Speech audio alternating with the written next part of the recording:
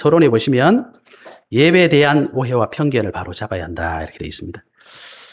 여러분 오늘 예배하러 오셨는데 정말 환영하고 축복하고 모든 축복을 여러분께 정말 다 돌려드리고 싶습니다. 왜냐 이 예배가 정말 소중하거든요. 그런데 왜 우리가 일요일마다 계속 이렇게 예배를 드리게 되는 걸까요? 그렇죠? 특별히 또 우리 일요일이 노는 날이니까 쉬는 날이니까 어디 가기도 하고 그래야 되는데 일주일 동안 열심히 일하고 하루 정도는 쉬고 싶을 그런 생각도 많잖아요. 근데 왜 우리가 자꾸 일요일마다 이렇게 예배를 드릴까요? 그래서 예배를 오해하거나 또 편견을 가지신 분들 계시더라고요. 여러분 예수님께서 십자가에 죽으시고 부활하셨잖아요. 그 부활하신 날이 무슨 요일일까요? 일요일. 그래서 성경에 보면 정확하게 안식 후 첫날 이렇게 기록되어 있어요. 안식일이 토요일이거든요. 첫날, 안식 후 첫날이니까 일요일이죠. 그래서 우리는 특별히 신자들은 일요일을 보고 일요일 그렇게 말하지 않고 예수님 부활하셨기 때문에 주의 날, 그래서 우리는 주일 이렇게 얘기를 합니다. 예수님께서 승천하시고 예수님 주신 약속을 딱 언약으로 붙잡고 오로지 기도하고 있는 제자들, 그 마가 다락방에 예수님 약속하신 성령님이 임하셨어요. 그날을 보고 우리는 오순절 그러잖아요. 이 오순절 날이 무슨 요일일까요? 예, 일요일 주일입니다. 사도행전 20장 7절에 보면요. 그 주간의 첫날에 이렇게 되어 있어요. 그 주간 첫날 일요일을 말하는 겁니다. 로마를 향해서 가던 바울이 드로아에 들렸다가 이제 다시 도로를 떠나서 로마를 향해 가는데 그날 예배를 드렸습니다. 그날이 안식 후 첫날, 그 주의 첫날 일요일입니다. 즉 주일입니다. 그래서 오늘 저와 여러분이 왜 일요일에 주의 날에 예배를 드리느냐 바로 아셔야 됩니다. 오늘 우리가 드리는 예배는요, 그냥 아무런 의미 없는데 교회 모이라고 하니까 모여서 드리는 그런 종교 행사가 아니라 예수님께서 부활하신 날, 예수님께서 부활하셔서 그의 제자들을 찾아가신 날, 초대교회 성령이 임하신 날, 사도 바울이 로마를 향해 가다가 예배 드린 날, 그 말은 이들이 가지고 예수님과 했던 모든 축복이 오늘 이 주일에 연결되는 겁니다. 우리도 예수님과 같이, 우리도 초대교회 성도들과 같이, 우리도 사도 바울과 같이 영적인 흐름 속에서 하나님께 예배드린다. 그죠? 그러니까 지난주 우리 봤던 것처럼 예수님께서 하나님의 나라가 권능으로 임하는 그게 예배입니다. 그래서 일부러 날짜를, 시간을 딱 정해서 우리가 공예배로 드리게 되는 겁니다. 그래서 여러분께서 이 예배를 통해서 하나님 나라의 능력, 축복, 사실적으로 회복하는 시간이 예배입니다. 그래서 우리가 예배된 오해, 편견 버리시고 축복을 회복하시는 은혜가 여러분에 있기를 주의 이름으로 진심으로 축복합니다. 오늘 본문에 보시면요. 예수님의 제자들이 누굽니까? 유대인들이잖아요. 이 유대인들이 예수님에 대해서, 복음에 대해서 굉장한 오해를 하고 있고 또 편견을 가지고 있습니다. 우리가 지난주에 봤지만 9장 1절에서 8절에 보면 우리 흔히 이걸 변화산 그러거든요.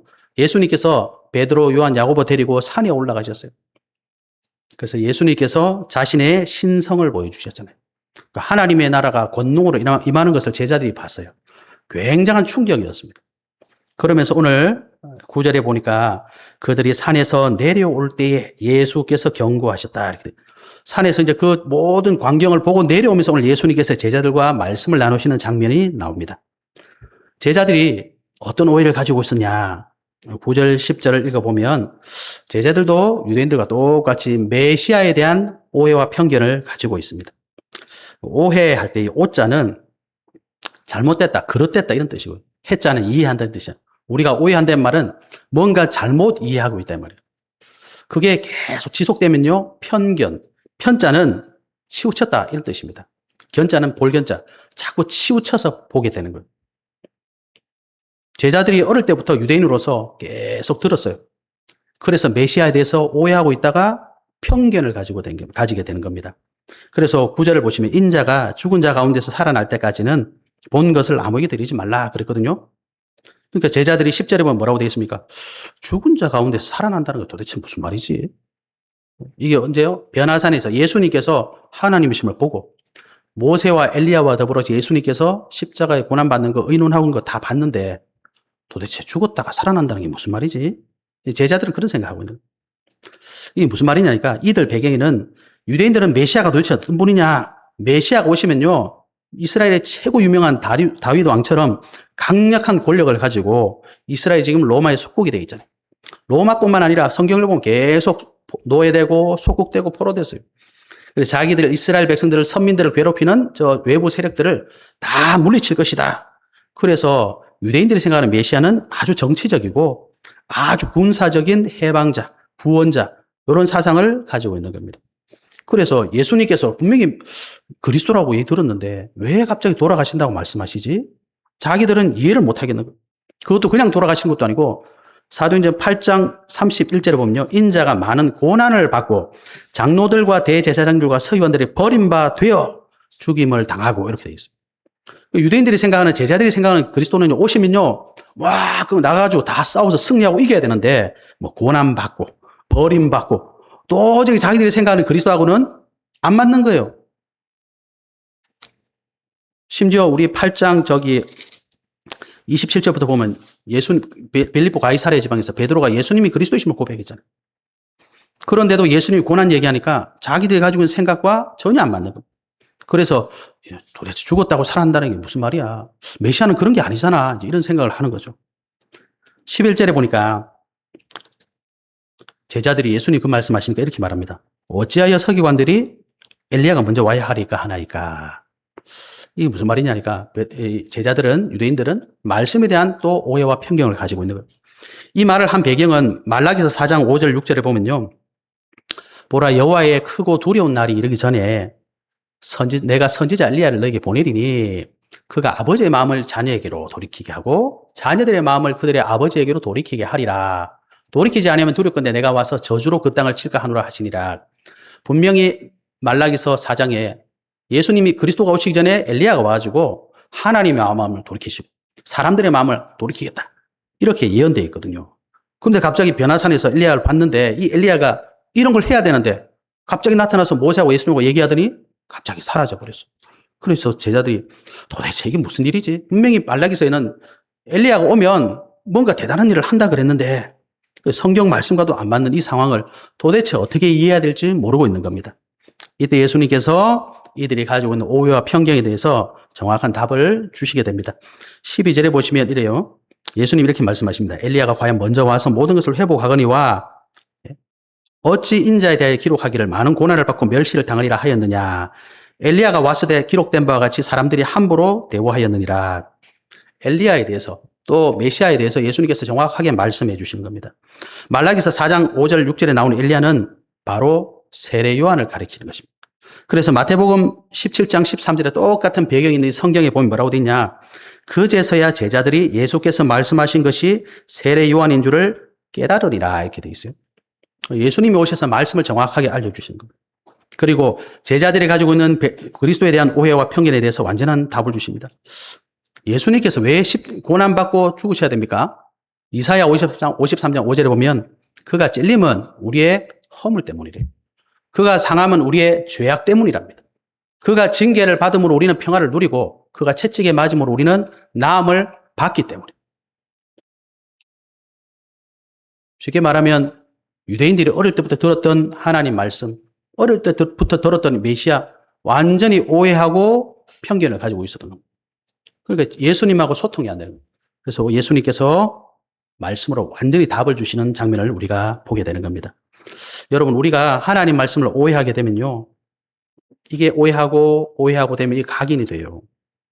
나에게 각인된 것들이 자꾸 엉뚱하게 뿌리를 내리게 되는 겁니다. 그러면 하나님 말씀이 제대로 들리지를 않아요. 시간이 되면 이게 체질이 되어서 굳어져 버려요. 편견을 가지게 되는 겁니다. 하나님 말씀을 들으면 자꾸 내 편견 때문에 불신앙을 하게 되는 거잖아요.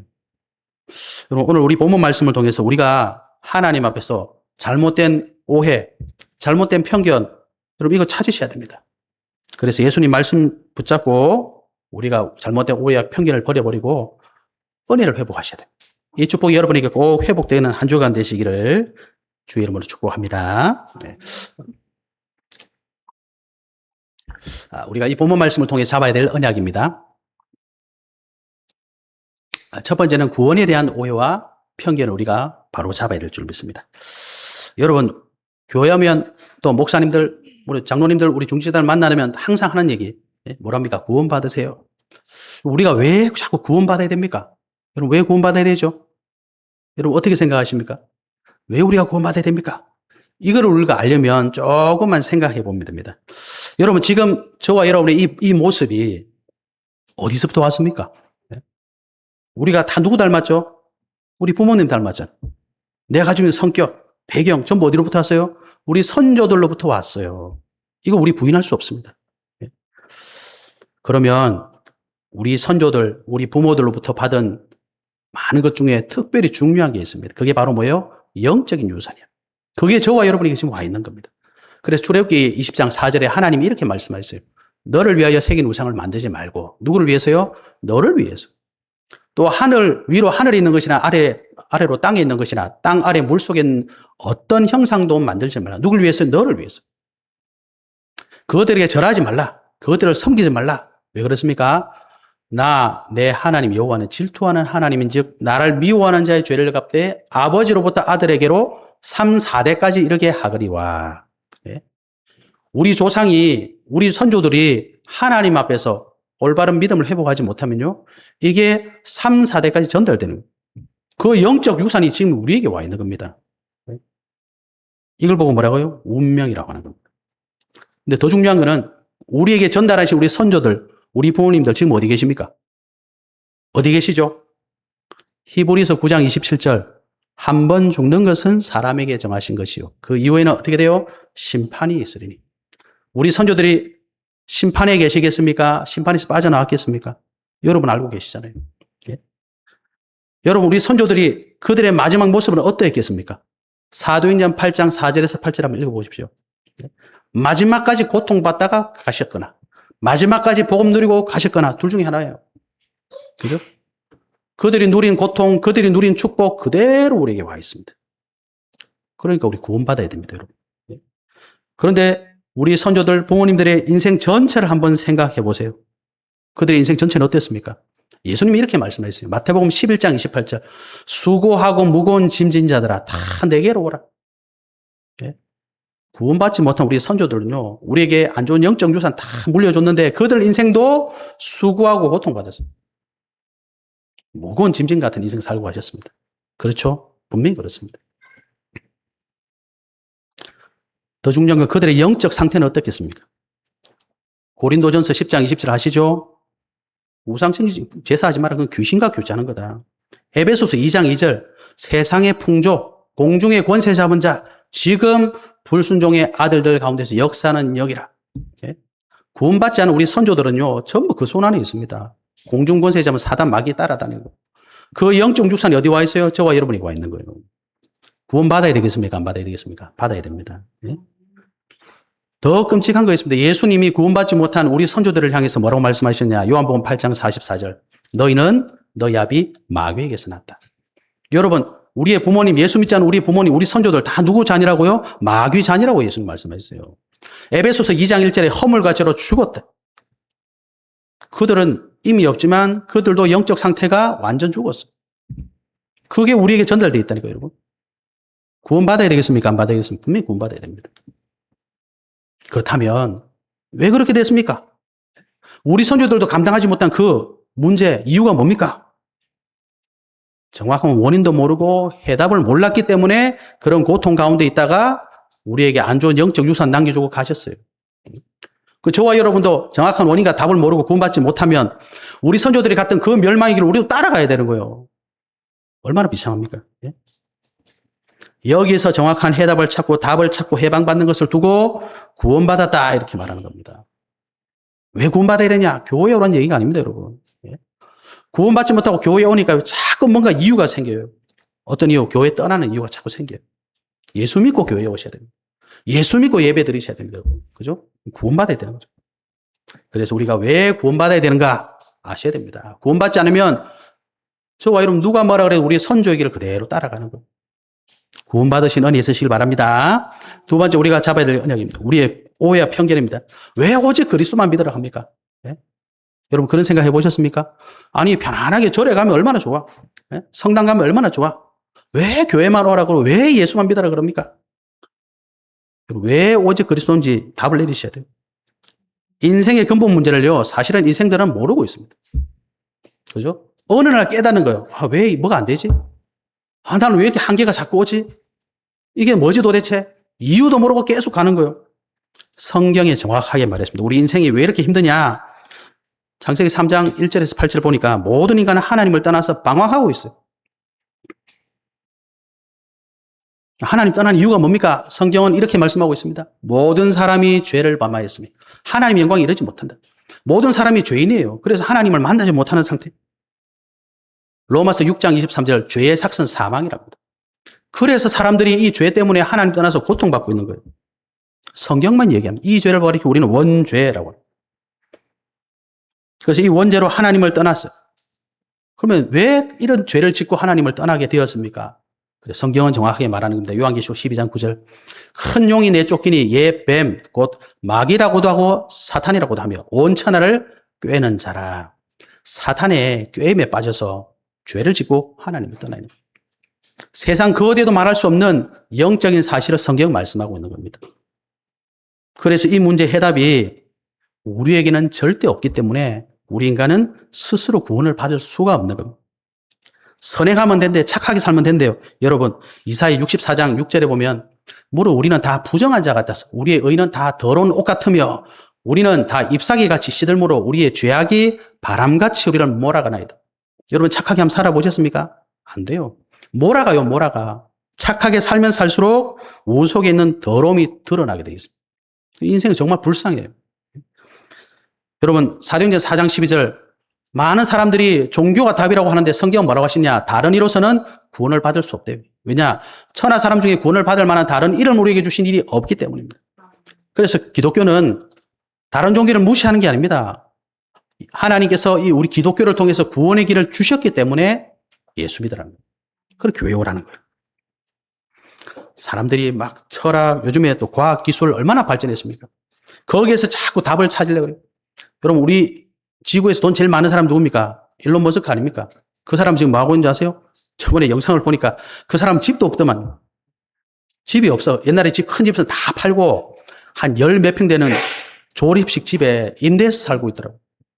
집에 로켓 모양 하나 얹어놓고 있어요. 그 돈 제일 많은 사람이 뭐 하고 있느냐? 어떻게 하면 우리 인류를 한번 구원해볼까? 늘 그 고민하고 있더라고요. 골로새서 2장 8절에 이렇게 말합니다. 누가 철학과 헛된 속임수로 너희를 사로잡을까 주의하라. 이것은 사람의 전통과 세상의 초등 학문을 따르며 그리스도를 따름이 아니니라. 아무리 똑똑한 사람이 우리를 뭐 화성 아니라 우주 끝까지 데려간다 할지라도 구원받지는 못합니다. 그러면요 똑같아요. 우리 선조들이 갔던 그 멸망의 길을 다 따라가는, 지구에서 따라가나 화성에서 따라가나 우주 끝에 따라가나 똑같습니다. 끝은. 그죠? 그래서 하나님께서 주신 구원의 길이 뭡니까? 오직 예수 그리스도입니다. 그래서 오직이라고 말하는 겁니다. 우리에게는 문제가요, 지구를 떠난다고 없어지는 게 아니에요. 끝까지 따라가는. 그리스도는 누구냐? 요한복음 14장 6절. 내가 곧 길이요 진리요 생명이니 나로 말미암지 않고는 아버지께로 올 자가 없느니라. 하나님 만나는 길입니다. 예수 그리스도가 도대체 누구냐? 그리스도 예수 안에 있는 자에는 결코 정죄함이 없나니 이는 그리스도 예수 안에 있는 생명의 성령의 법이 죄와 사망의 법에서 너를 해방하였음이라. 죄에서 해방시켜 주시는 분입니다. 요한일서 3장 8절에 죄를 짓는 자는 마귀에게 속하나니 마귀는 처음부터 범죄함이라. 하나님의 아들이 나타나신 것은 마귀의 일을 멸하려 하심이라. 그래서 오직 예수 그리스도입니다. 하나님 떠났는데 하나님 만날 수 없어요. 그 어떤 사람도 죄 못 벗어납니다, 여러분. 우리 안에 죄 꺼내보세요. 다 더러워요. 제가 제일 더러울 줄도 모릅니다. 예수 그리스도 믿어야 됩니다. 사단 마귀 지금도 눈에 보이잖아요, 여러분. 좀 미친 듯 하는 사람 얼마나 많습니까? 전부 사단 마귀에 귀신에게 잡혀 있는 겁니다. 이거 인간이 해결 못 해요. 그래서 하나님께서 그리스도를 보내주신 겁니다. 그죠? 그래서 여러분, 구원에 대한 오해를, 편견을 빨리 벗으셔야 돼요. 그렇다면 저와 여러분이 진짜 구원받았습니까? 여러분 구원의 확신이 있습니까? 저기 구원파라는 데가 있어요. 거기는요, 자기가 몇 날, 몇 시, 몇 분에 구원받았는지 알아야 된다 하더라고요. 물론 그렇게 알면 참 은혜 되겠죠. 확신이 생기겠죠. 그런데 걱정하실 필요 없습니다. 성경은 이미 저와 여러분이 구원받은 정확한 답을 주셨어요. 여러분 구원받기 전에 가장 먼저 있어야 될 게 있습니다. 그게 뭐냐? 에베소서 1장 4절 5절을 보니까 창세 전에 그리스도 안에서 우리를 뭐라고 되어 있습니까? 택하사 우리로 사랑 안에서 그 앞에 거룩하고 흠이 없게 하시려고 그 기쁘신 뜻대로 우리를 예정하사 예수 그리스도로 말미암아 자기의 아들들이 되게 하셨으니 하나님께서 구원받은 자를 다 선택해놨어요. 저와 여러분이 예수 그리스도 믿고 구원받았다. 하나님의 선택한 자. 선택받지 않은 자는 구원받을 수가 없습니다. 그래서 에베소서 2장 8절에 너희는 은혜에 의하여 믿음으로 말미암아 구원받았다. 이것은 너에게서 난 것이 아니고 하나님의 선물이라 이렇게 되어 있습니다. 행위에서 난 것이 아닙니다. 절대로 우리가 할 수 없는 거예요. 왜? 자랑하지 못하게 하려고. 그래서 하나님의 은혜 받은 사람들은 구원을 받은 사실을 감사하고 기뻐하는 겁니다. 하나님의 은혜에서 우리에 들어왔기 때문에.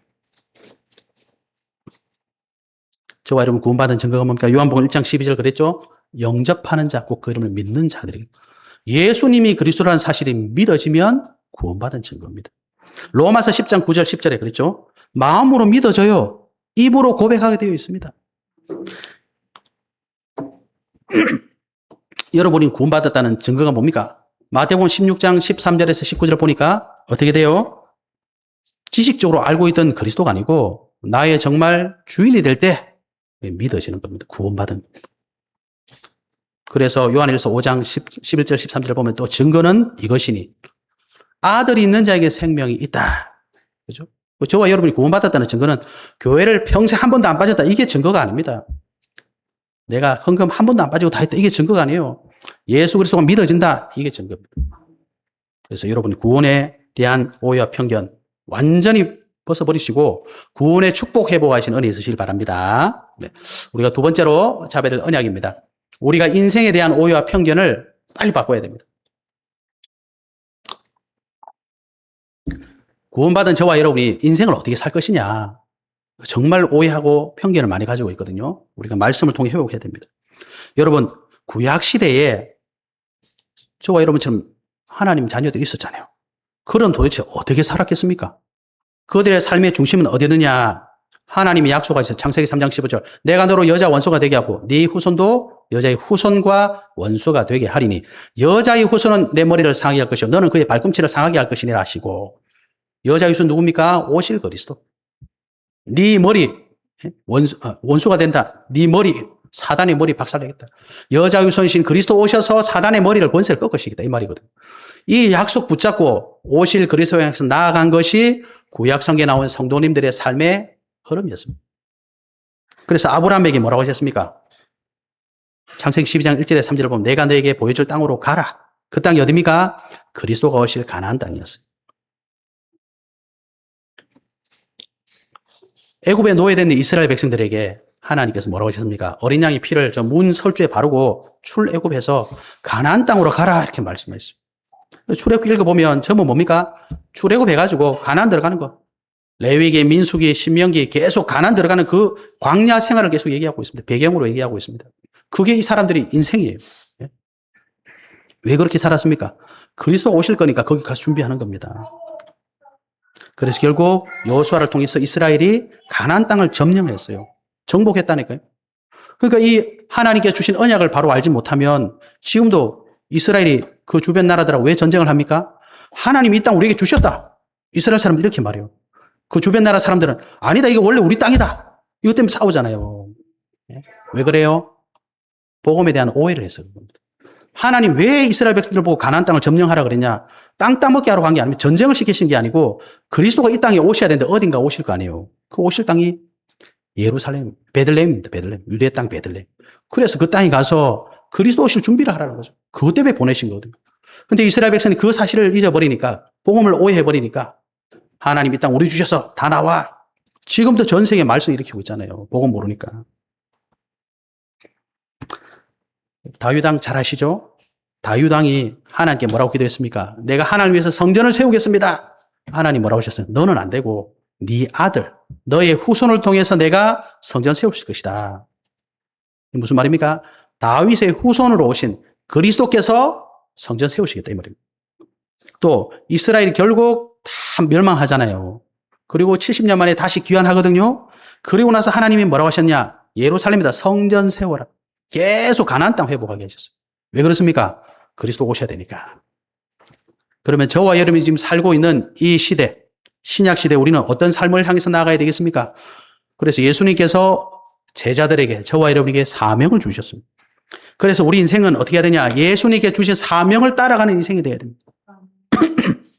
안 그러면 어떻게 돼요? 뭘 먹을까?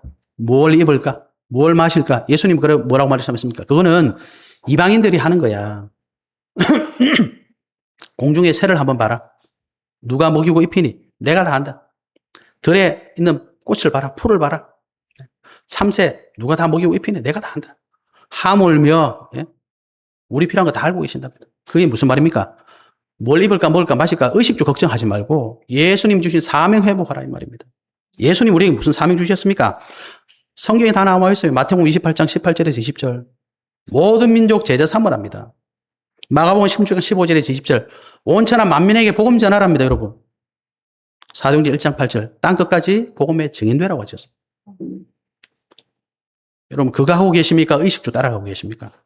우리가 지금 오해하고 있는지도 몰라요. 편견을 가지고 있는지도 모릅니다. 네? 더 중요한 건 뭐냐? 예수님께서 약속하셨어요. 이 사명을 저와 여러분을 통해 이루시겠다. 그래서 약속하셨습니다. 사도행전 1장 8절에 오직 다른 게 아니고 오직 성령이 너에게 임하시면 너희가 권능받는다. 그래서 땅끝까지 증인된다. 약속하셨거든요. 그래서 여러분 기도하셔야 됩니다. 우리 인생이 구원 다 받았어. 뭐 해야 되겠습니까? 예수님 주신 사명 따라가야 돼요. 그러려면 우리는 할 수 없어. 약속하신 성령이 저와 여러분에게 임하셔야 돼요. 성령 충만 받기를 기도하시기 바랍니다. 네. 그래서 예수님께서 약속하신 성령, 그래서 요한복음 16장 7절 8절에 보면요. 성령이 오시면 뭐 하시느냐? 그가 와서 죄에 대하여 의에 대하여 심판에 대하여 세상을 책망하실 것이다. 이게 무슨 말이냐니까요. 성령이 임하셔야 사람들의 마음이 감동받아서 회개하게 되고 복음 듣게 되는 겁니다. 그때 저와 여러분을 통해서 복음을 전달하게 하시는 겁니다. 그래서 오직 성령입니다. 여러분 전도지 들고 한번 나가보세요. 아무도 안 받습니다. 그 전도지 누가 받는 줄 아세요? 성령에 감동된 사람입니다. 그러니까 여러분 아무리 우리가 설득 잘하고 전도지 예쁘게 만들고 뭘 잘하고 아니에요. 구원받는 사람은 하나님의 은혜가 임하게 되어 있어요. 그런데 그 은혜 임한 사람을 누구를 통해서 만날 것이냐 말이에요. 그게 저와 여러분이 돼야 되는 겁니다. 근데 우리는 어디 있느냐? 뭘 먹을까? 뭘 입을까? 뭘 마실까? 그러니까 예수 믿어도 되는 것 같고 안 믿어도 되는 것 같고 어떨 때는 안 믿는 게 더 나을 것 같기도 하고 이렇게 오해하고 편견을 가지고 사는 거예요. 아유 힘들게 뭐 자꾸. 근데 여러분 그 흐름 속에 있어 보세요. 아니 내가 이 사람 만났는데 이게 하나님이 이렇게 만나게 하셨구나. 하나님이 이렇게 하셨구나. 성령이 역사하셨구나. 이걸 체험하면 예수님의 말씀이 이해가 된다니까요. 여러분. 요한복음 15장 26절 성령께서 뭐 하시냐니까요. 내가 아버지로부터 너희에게 보낼 보혜사 곧 아버지께로부터 나오시는 진리의 성령 오실 때에 그가 나를 증언하실 것이요. 그러니까 구원받은 사람은요. 설득을 당하는 게 아닙니다. 그 말이었구나. 이해를 잘하는 게 아니라 성령께서 알려주세요. 아 예수님이 그리스도 맞구나. 그런 구원받게 돼 있다니까요. 그래서 예수님이 성령 말씀하시는 겁니다. 여러분 전도하는 건요. 전도하러 나가는 게 아니에요. 성령의 인도를 받고 하나님이 가장 원하시는 이 구원사에게 우리가 쓰임받는 겁니다. 여러분 앞으로 우리도 반드시 마지막 날이 오잖아요. 그날까지 우리 뭐 해야 됩니까? 성령의 인도받으면서 하나님의 인도 속에 그렇게 살아야 되겠습니까? 아니면 뭐 먹을까? 입을까? 마실까? 이방인들이 한다는데 우리가 굳이 그걸 계속하고 살고 있다. 네? 얼마나 안타깝겠습니까? 성령의 인도받고 저와 여러분이 나를 통해 이루어나가시는 예수님의 사명 확인하시고 가셔야 됩니다. 그래야지 불신자들처럼 죽음 오면 두려워하지 않는 거예요. 우리는 죽으면 어떻게 돼요? 할렐루야. 왜? 우리 빨리 천국 갈 수 있으니까. 이런 기쁨이 솟아나야 되는데 예수 믿는 사람들도 암 걸렸습니다. 3개월 남았습니다. 그럼 눈 다 돌아가 버려요. 예? 당장 여러분 죽음 오잖아요. 사명 없는 사람들은 아무리 예수 믿어도 사람 인상 바뀝니다. 야, 저분이 저랬구나. 다 나와요, 속에 있는 게. 아무리 가려도 안 돼요, 여러분. 왜? 죽음은 막을 수 없잖아요. 다 나온다니까, 여러분. 그런데 사명 가지고 있는 사람은 죽음이 온다. 아멘. 하고 가는 겁니다, 여러분. 이렇게 멋지게 살아야 되지 않겠습니까? 우리 속에는 잘못된 모든 편견, 오해, 여러분 예수님 앞에서 완전히 답 찾는 축복이 있으시길 바랍니다. 예, 우리가 세 번째 잡아야 될 언약입니다. 미래에 대한 오해와 편견. 그래서 다들 우리 미래 걱정하잖아요. 예? 하나님의 자녀들은 미래를 어떻게 우리가 나가야 되겠습니까? 저와 여러분의 모든 과거는요, 미래 바로 발판이 되는 거예요. 그 말은 뭡니까? 우리가 가지고 있는 과거의 모든 상처를 예수 그리스도 안에 끝내야 됩니다. 요한복음 19장 30절 예수님이 십자가에서 뭐라고 하셨습니까? 다 이루었다. 여러분 우리는 어디서 시작해야 되냐? 다 이룬 데서 시작해야 돼요. 다 이룬데 내가 이 모양 이 꼴이야. 그러니까 해결이 안 되는 거예요. 하나님은 여기서 우리의 미래의 발판을 삼고 시작하시는 겁니다. 그래서 에베소서 2장 1절에 뭐라고 되겠습니까? 그는 허물과 죄로 죽었던 너희를 살리셨도다. 과거가 끝났어요. 내가 요 모양 요 꼴인 게 잘못된 게 아니고 여기서 발판 삼고 시작했다 이 말입니다. 그러면요 오늘 우리가 와 있는 모든 것이 답이 되는 거예요. 왜냐? 여러분 구원받았다는 게 뭐냐? 지금 불순종의 아들들 가운데서 역사하는 영, 사단이 지금 역사하고 있습니다. 여기서 빠져나왔거든요. 그래서 모든 문제 끝난 겁니다. 에베소서 2장 6절 함께 이렇게 사 그리스도 예수 안에서 함께 하늘에 앉히시니 우리 미래 문제 끝났거든요. 에베소서 2장 7절에 보니까 이제 우리는 모든 문제 끝났기 때문에 어떻게 돼요? 그 은혜의 지극히 풍성함을 오는 여러 세대에 나타내려 하심이라. 이제 우리는 증인으로 사는 거예요. 이걸 아멘하고 믿어져야 우리 모든 과거가 발판이 되는 겁니다. 예? 여러분 발판 안 삼으시면 걸림돌이에요. 걸림돌. 예? 인생의 가장 중요한 순간에 뭐가 나오느냐? 과거 상처가 탁 걸림돌 되는 거예요. 걸리면 넘어져 버려요. 그래서 여러분에게 와 있는 모든 문제 발판 삼으시고 미래를 향해 나아가신 은혜 있으시길 바랍니다. 예. 그러면 우리 미래는 어떻게 시작해야 되냐? 뭐가 미래입니까, 여러분? 오늘이 쌓이면 그게 미래가 되는 거잖아요. 예.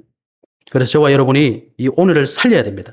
잠언서 3장 5절에 보니까 너는 마음을 다하여 여호와를 신뢰하고 내 명철을 의지하지 말라. 너는 범사의 그를 인정하라. 그리하면 내 길을 지도하시리라. 그래서 여러분은 오늘 살리셔야 됩니다. 어떻게 하면 살릴 수 있겠습니까? 시편 119편 105절 주의 말씀은 내 발의 등이요 내 길의 빛이니이다. 오늘의 말씀 딱 붙잡으셔야 돼요.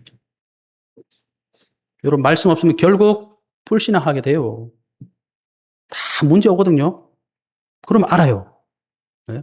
그래서 문제가 안 오면 좋겠지만 문제가 필요하더라고요. 왜? 문제 오면 내 속살이 다 드러나.